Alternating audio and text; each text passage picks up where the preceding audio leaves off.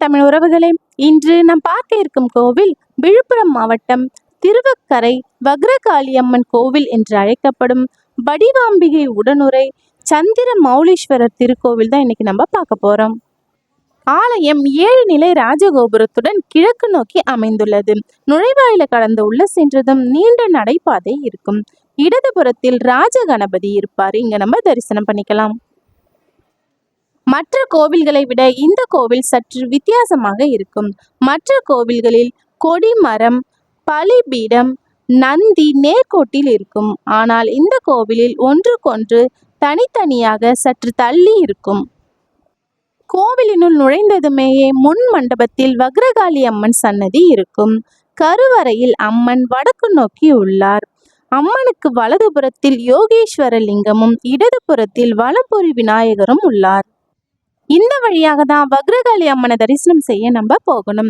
அம்மனின் திருவுருவம் தலையில் மண்டை ஓட்டு கிரீடம், வலது காதில் சிசு, தலை மாலை அணிந்தும் 8 திருக்கரங்களுடனும் காட்சியளிக்கிறார்.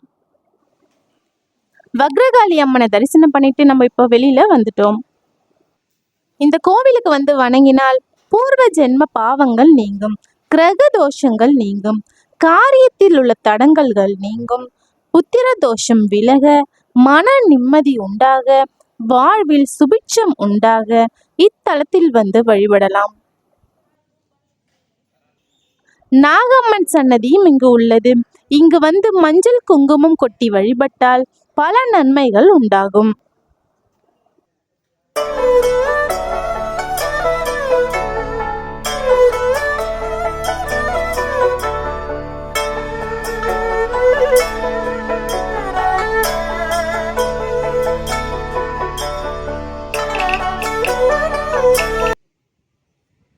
குழந்தை இல்லா தம்பதியினர் இங்கு வந்து தொட்டில்கள் கட்டி வழிபட்டால் குழந்தை பாக்கியம் நிச்சயம் உண்டாகும். வக்ர கிரகங்களால் பாதிக்கப்பட்டவர்கள் வழிபடக்கூடிய தலம். சிவன் கோவிலாக இருந்தாலும் காளி குடிகொண்டு இருப்பதால் இத்தலம் சக்தி தலமாகவும் உள்ளது. இங்கு நந்தி தேவர் காட்சி தருகிறார். நந்தி தேவருக்கு நேர் எதிராக இல்லாமல் சற்று தள்ளி வக்ரலிங்கமும் இங்கு உள்ளது. இங்க நம்ம வக்ரலிங்கத்தை தரிசனம் பண்ணிக்கலாம்.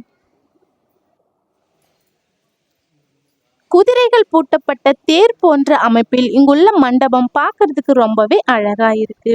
இந்த கோவில் 10ஆம் நூற்றாண்டில் சோழர்களால் கட்டப்பட்டிருக்கு. ஆதித்ய சோழன் முதல் பல சோழர்கள் இந்த கோவிலை விரிவுபடுத்தியிருக்காங்க. சோழ அரசி செம்பியன் மகாதேவியின் அருளாசியை பெற்ற தலமாகவும் இந்த கோவில் இருக்கு. மண்டபத்து தூண்கள் சிறந்த வேலைப்பாடுகளுடைய தூண்களாக பார்க்கறதுக்கு ரொம்பவே அழகா இருக்கு.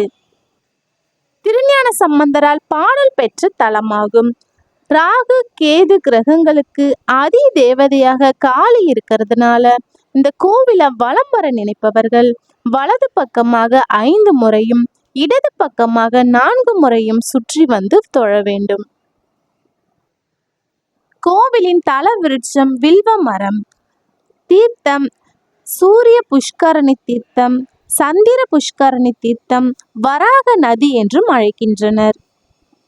தூணின் அடிப்பாகம் சிங்க யாழிகளால செய்திருக்காங்க. பார்க்கறதுக்கு அழகாக இருப்பதுடன் ஆச்சரியப்படத்தக்கதாகவும் இருக்கு.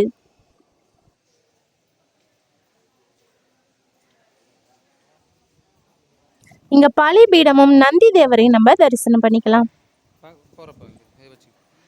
இப்போ இந்த கோவிலின் தல வரலாறு என்னன்னு பார்க்கலாம். வக்ராசுரன் என்ற அசுரன் தேவர்களை எல்லாம் துன்புறுத்திக்கிட்டு இருந்தாரு. தேவர்கள் அனைவரும் சேர்ந்து சிவபெருமான் கிட்ட உதவியை கேட்கிறாங்க. அப்பொழுது சிவபெருமான் விஷ்ணுவை அழைத்து வக்ராசுரனை தவம் செய்யுமாறு கூறுகிறார். உடனே விஷ்ணு வரதராஜ பெருமாளாக உருவெடுத்து வக்ராசுரனை வதம் செய்கிறார்.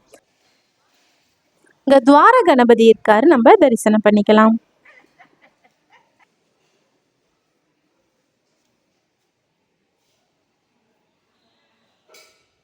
இத்தலத்தில் முருகப்பெருமான் துவாரபால முருகனாக அருள் பாலித்து வருகின்றார்.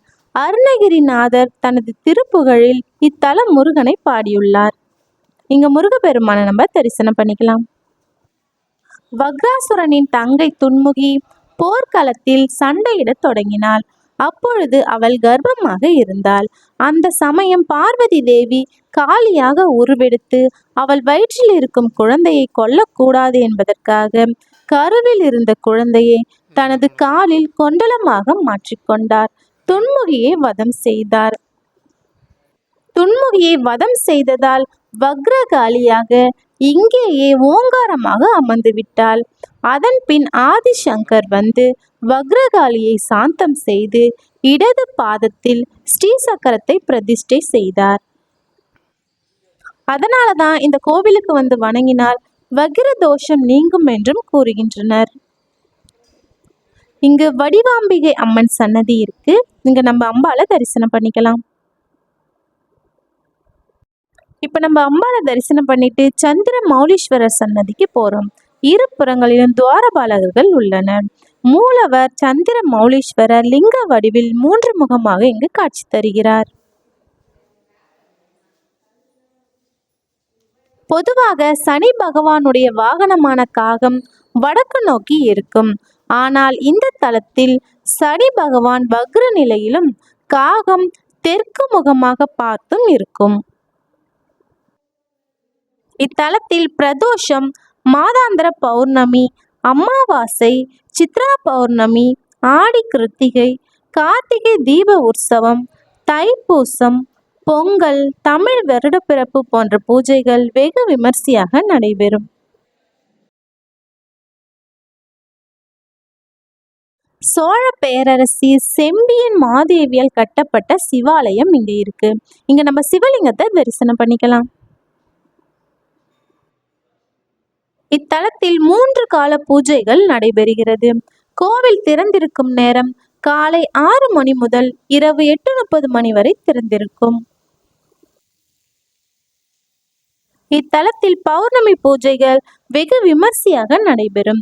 இரவு 12 மணிக்கு ஜோதி தரிசனமும், அமாவாசை தினத்தன்று பகல் 12 மணிக்கு ஜோதி தரிசனமும் நடைபெறும். இத்தலத்தில் வரதராஜ பெருமாள் சன்னதியும் உள்ளது. தாயார் இல்லாமல் தனித்து நின்ற கோலத்தில் மேற்கு நோக்கி அருள் புரிகின்றார். வரதராஜ பெருமாள் தனது சக்கரத்தை வீசுவதற்கு தயாராக இருப்பது போல இங்கு காட்சி தருகின்றார். இந்த கோவில் எங்க இருக்குன்னு பாத்தீங்கன்னா, விழுப்புரம் மாவட்டம் திருவக்கரை திண்டிவனத்திலிருந்து மயிலம் வழியாக பாண்டிச்சேரி செல்லும் வழியில் பெரும்பாக்கம் என்னும் இடத்திலிருந்து 7 கிலோமீட்டர் தூரத்துல தான் திருவக்கரை உள்ளது.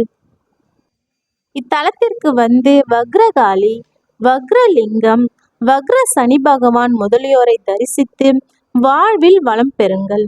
மீண்டும் வேறொரு பதிவில் சந்திப்போம். நன்றி.